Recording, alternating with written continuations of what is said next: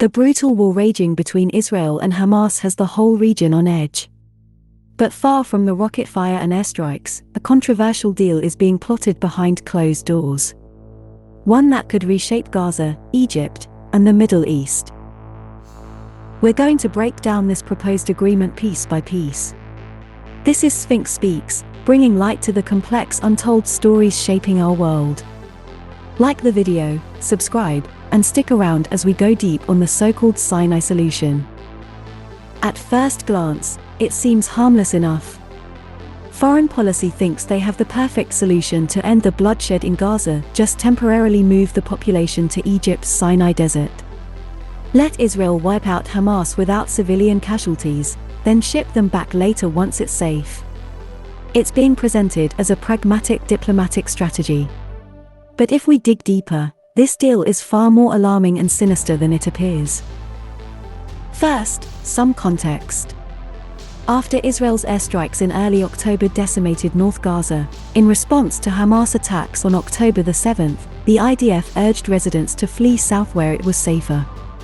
But shockingly, they bombed groups along the way, causing thousands of civilian casualties. With nowhere to turn, Gazans would try crossing into Egypt's Sinai Peninsula. In response, Egypt lined the borders with troops to block entry. Foreign policy argues this is the perfect chance for a land swap deal.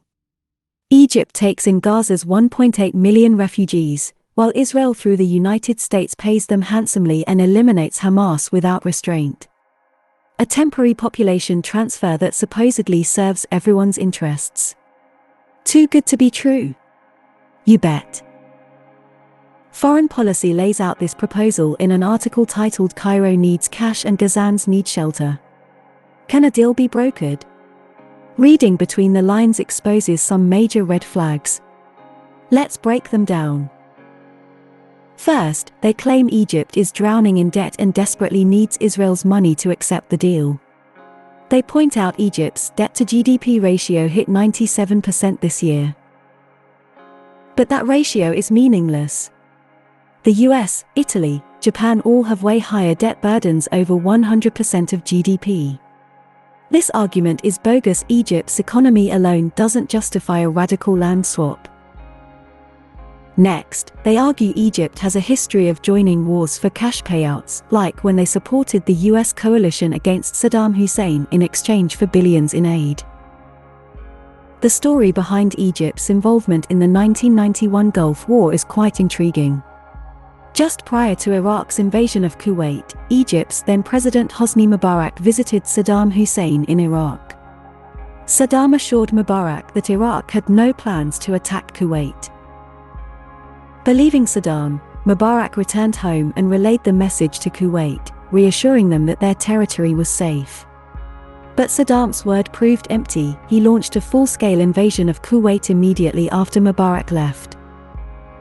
This betrayal placed Egypt in an awkward position. Mubarak had personally guaranteed Kuwait's security based on his conversation with Saddam. So, when Iraq rolled over the border, it made Mubarak and Egypt look unreliable to their Gulf allies. To restore credibility with Kuwait and prove Egypt's commitment to regional stability, Mubarak joined the US-led coalition to liberate Kuwait from Iraqi occupation. It was as much about rebuilding Egypt's reputation as it was ensuring Iraq's withdrawal. So, Egypt only entered that war to restore ties with Kuwait after being deceived by Saddam. Foreign policy misrepresents Egypt's principles. Their military assists allies, not the highest bidder. While Egypt's army has historically focused on defense, it has also demonstrated a principled unwillingness to engage in invasions or wars of aggression. This trait was on full display in the lead-up to the 2003 Iraq War. Despite immense pressure from its allies in Washington, Egypt rebuffed calls to contribute troops to the proposed invasion of Iraq. The US boldly claimed Iraq possessed WMDs, but Egypt saw through the flimsy pretext for war.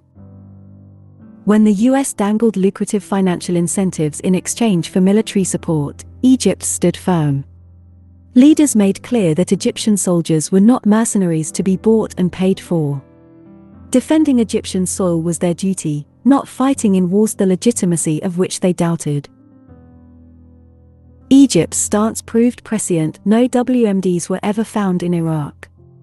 The war destabilized the region. Yet Egypt avoided being dragged into a costly quagmire based on false pretenses. Once again in 2014, Egypt rejected Saudi and UAE pleas for intervention in Yemen's civil war, prioritizing principles over riches. Through it all, Egypt demonstrated the integrity and independence of its armed forces, answering only to the Egyptian people, not the highest foreign bidder or geopolitical manipulation. When the US recently urged Egypt to close its airspace and deny Russian military flights from Syria passage, Egypt refused despite threats to cut off billions in annual US aid. There are some things money can't buy, most importantly, Egypt's territorial integrity and autonomy over its own borders. This principle extends far beyond airspace.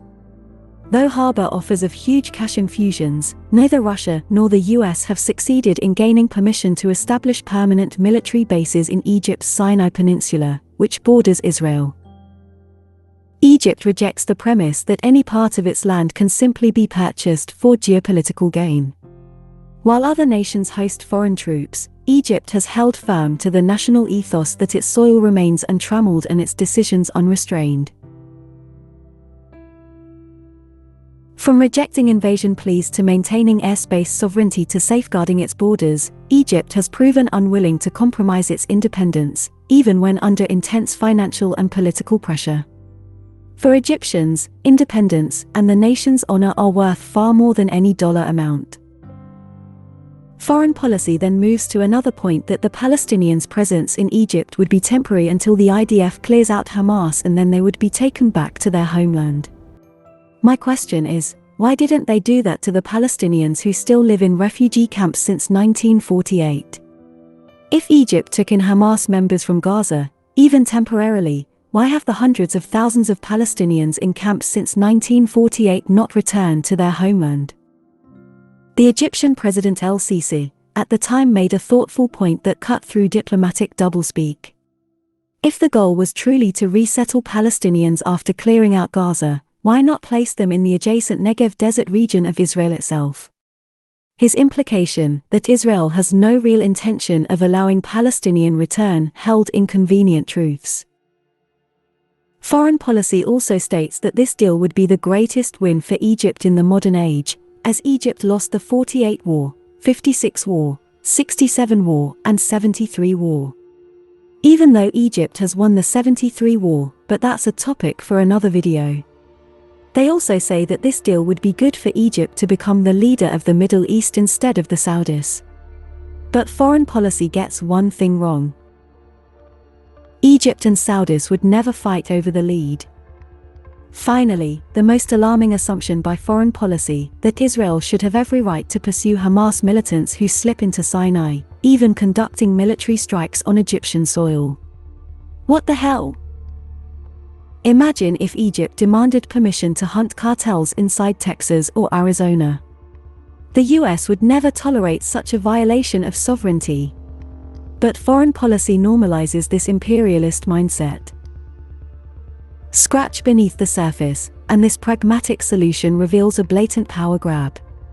Territory exchanged like monopoly pieces, people discarded as pawns, and Israel granted unlimited license to invade its neighbor.